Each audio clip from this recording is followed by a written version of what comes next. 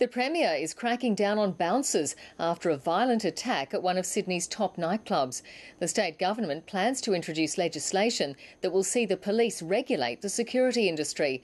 4 bouncers have now been charged with bashing a 19-year-old man at the Ivy.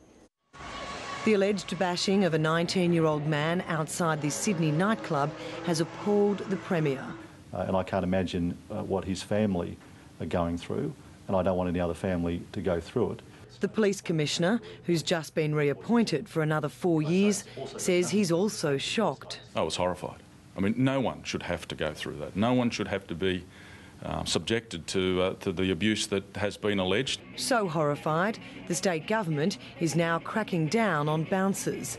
It wants police to regulate the security industry.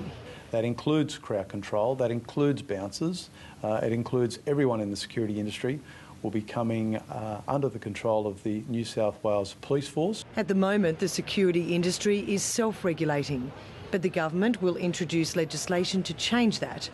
There are claims the industry has been infiltrated by organised crime. The concern we have is where security officers turn vigilante almost and seem to take the law into their own hands. We've seen evidence of that recently. We've already talked about that today in terms of the matters before the court. We don't want to see that continue.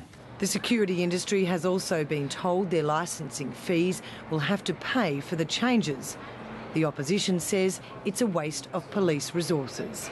It's now up to the courts to determine the fate of 4 bouncers allegedly involved in the attack at the Ivy at the weekend. Bridget Glanville, ABC News.